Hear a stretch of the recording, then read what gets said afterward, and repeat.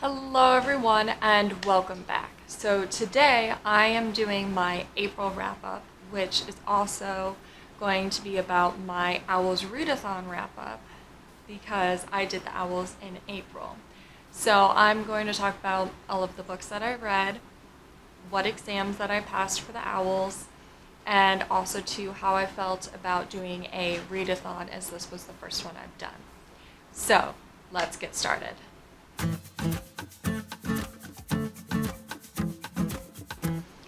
Alright, so to start off, I read 5 books in April, which I have not read that many books in such a short amount of time before, so it was actually really exciting that I was able to finish 5 out of the 6 that I had on my TBR. And yes, that does mean that one of the books that I had on my TBR I did not end up finishing. But c'est la vie. For the O.W.Ls, I actually completed the herbology exam and the Magi zoologist exam. Since I read 5 books, that meant I get an A grade. So the grades are A, which equals 2 books, E, which equals 6 books, which is what I was originally trying to go for, and O equaled 9 books. Now, I was more so trying to hit the prompt requirements for the herbologist or the Magi zoologist than necessarily trying to get a higher grade on my O.W.Ls.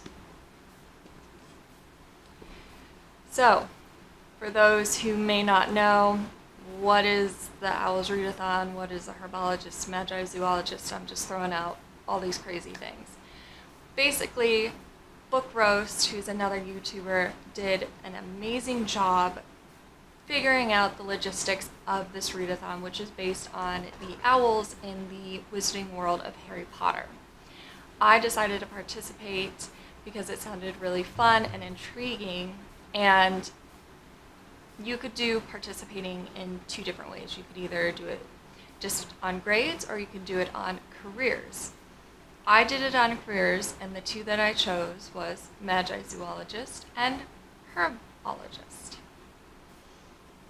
Now, in order to complete those 2, I only really needed to read 4 books.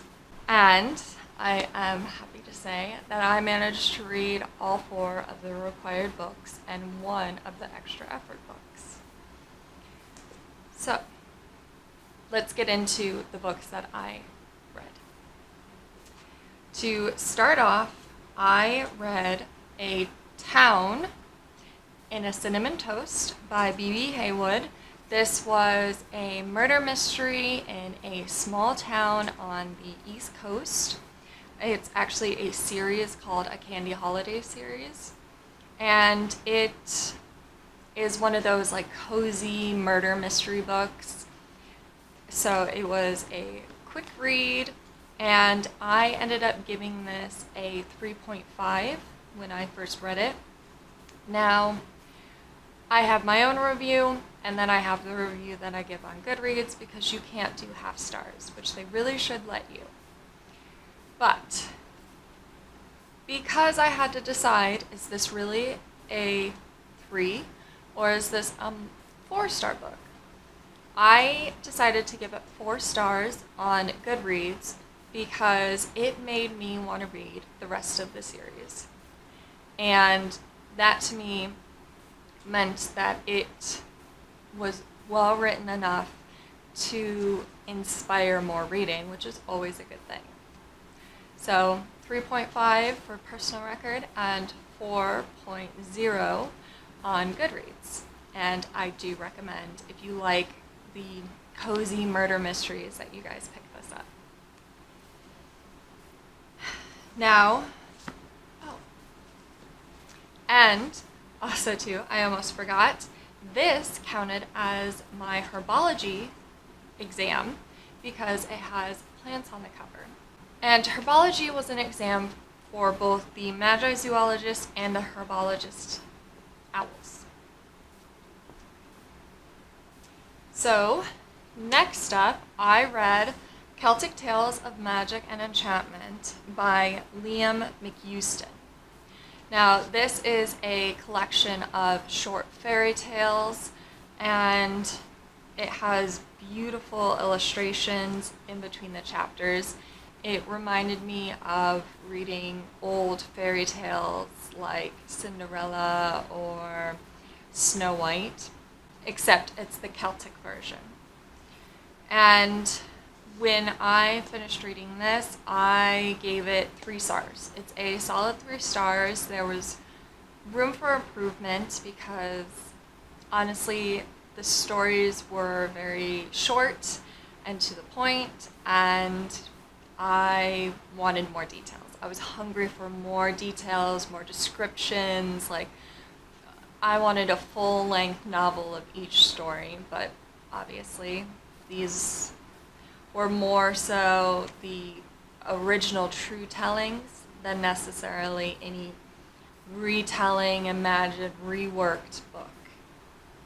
So this is a solid 3, and I would recommend it if you guys like reading different legends and fairy tales from other cultures.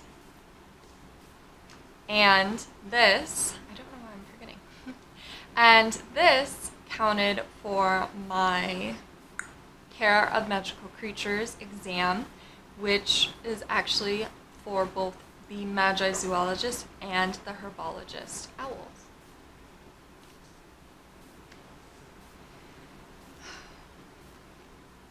Next, I read the DaVinci Code by Dan Brown.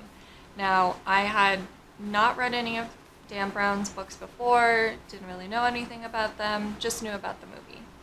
And I actually chose this book for the exam of Potions because it needed to be a sequel, which this is the second book in the Robert Landon series, the first one being Angels and Demons.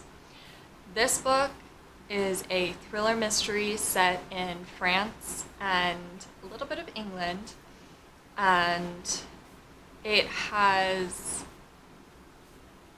an amazing story behind it, and I really, really enjoyed it. It was a thriller. Yes, it did kind of give info dumps here and there, but I was so intrigued with it that I didn't mind the fact that it was very expositional heavy. Now, I will say this book does deal with some religious themes and the Holy Grail, so I know that it may not be for everybody because it does involve like the church and subsections of the Vatican, but overall I actually really enjoyed this a lot more than I liked the movie, and I liked the movie. So I ended up giving this, in my mind, a 4.5. Which meant that I rounded up to 5 stars on Goodreads. Yes, that is how much I enjoyed this and how much I recommend this as a thriller mystery, if you like kind of those quest stories as well. Now, the last book that I had to read for the O.W.Ls exams for the Magi Zoologist was an adult work. This was for my Charms exam, and this book right here is The Bookshop on the Corner by Jenny Colgan, and it is a story about a woman in her early 30s, I believe. She had just lost her job at the library, and she has to figure out what she wants to do with her life, and she's always had a dream of having a bookshop of her own. So this follows her on her adventures after losing her job. And I will be honest, the first couple chapters I did not like as much because the character was very insecure about herself and her ideas and was very wishy-washy, and I was like, just get to the bookshop part. Just make your dreams happen, girl. And she finally does, and her journey there is really, really fun to read. And there are a couple romances in here that I think are actually done very well, and This book started off as a 2, and it ended up being like a 3.5 for me. And I ended up rounding up to a 4 on Goodreads because I ended up really enjoying the rest of the book. So this was a surprise read for sure, and I do recommend it if you guys want a contemporary adult work about a book lover and her dreams.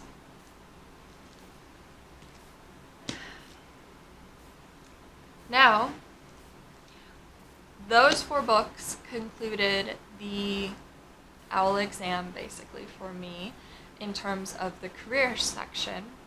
And I actually had picked up 2 other books from the library along with the bookshop on the corner, and I ended up deciding to include them in my OWLs TBR. So I decided Scythe would be for Transfiguration, which basically meant it had to have a red cover. And then I chose Red Moon for the divination exam because it was set in the future.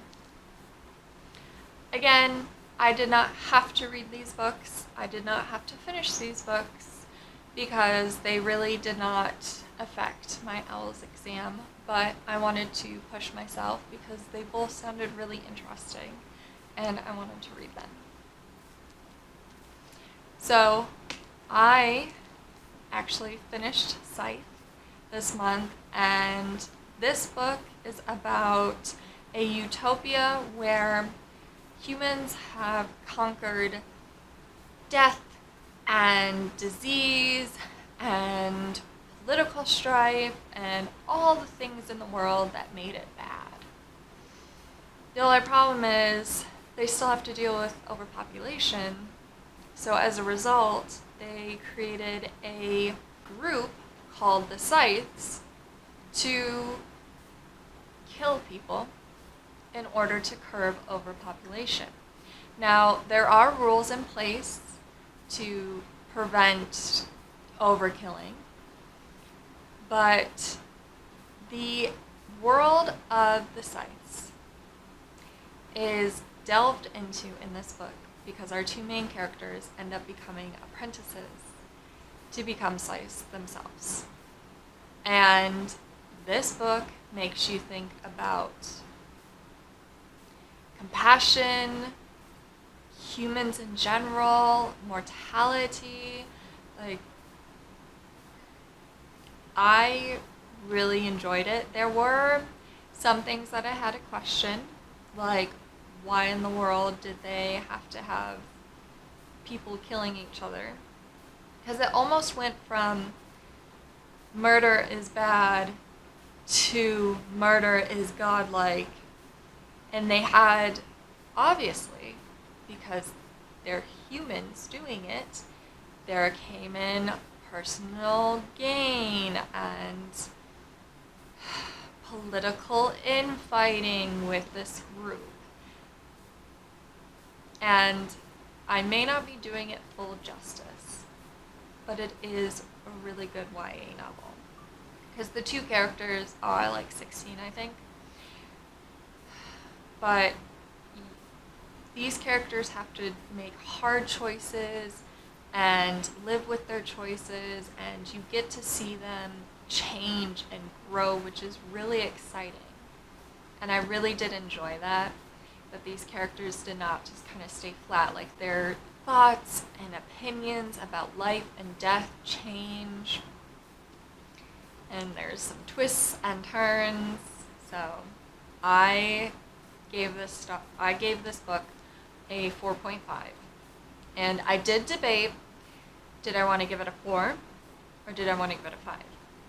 I had reservations about the 4 simply because there were some reaches of imagination that you had to go to believe in this world.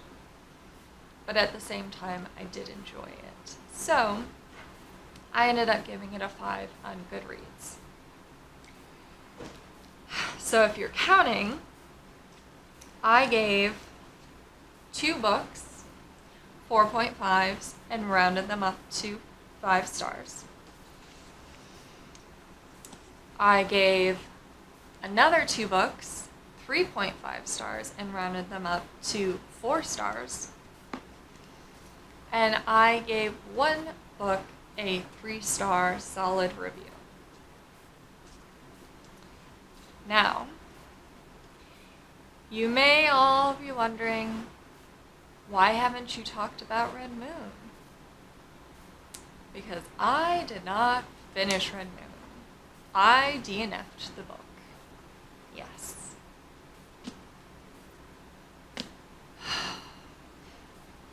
I had high hopes for this book, and I got through, I think, 38% of the book before I DNF'd it. I was on chapter 8. Chapter 10 was the halfway mark, which was like, I think I got up to 197 pages, so almost 200. I gave this book a fair shot. I think what really deterred me was the fact that this book, to me, was based on the premise of a murder mystery on the moon. What I got was murder on the moon, and then characters go to China to deal with political infighting and possibly a revolution. Unfortunately, from the halfway point that I got, I was feeling like a 2. And I put on Goodreads that it's a 2, but I don't know how the rest of the book is in order to give a full and complete review of it. But overall, it just was not a book for me. I don't think it was necessarily a bad book or problematic. I think someone who enjoys revolutions and infighting of politics may actually really like this. I just think the fact that I kind of got a different story than what the premise sounded like made it so it really wasn't for me. And this was also the last book that I tried reading, so I only really had like 3 days to read it. And this book, if I were to force myself to read through all of it with the pace that I was going and the interest that I had, it probably would have taken me a full week, maybe even a week and a half. There's a lot of expositional writing in here, a lot of dialogue, and there's a lot of chapters. There's a lot of mini chapters. So it was not going to be a quick read for me, and it was one of those cases where the extra credit was not worth the extra effort.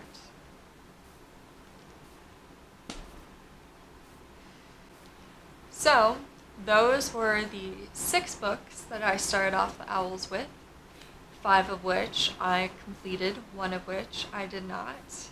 And overall, I actually had a great time doing this readathon. I loved most of what I read, and even what I didn't love didn't completely damper my thought of choosing a set list of books and trying to read all of them within a short period of time and in specific parameters. I found the challenge exciting, and it really helped bring out the bookworm in me, because I've kind of been in a reading slump, especially when I was in college. I barely was able to read full-on novels. So this just brought out so much joy, and if you guys watch my vlogs, you can see how ridiculous I was at some points, because it was like 12 in the morning and I'm like, oh my god, you guys, like, did you know what happened? So, if you guys have made it to the end, thank you so much for watching, and I want to know, did you guys participate in the O.W.Ls Readathon? Were you in another readathon? What kind of books did you read in April? And also, too, I am looking for someone who wants to buddy read because I've got a couple of books on my TBR that I think might be fun to read with other people. So comment down below. And also, too, have you read any of the books that I just showed you? And is Red Moon redeemable? Because I do want to know. So, before you guys go, I want you to remember that you are your own brand of beautiful and never forget that. Love you guys.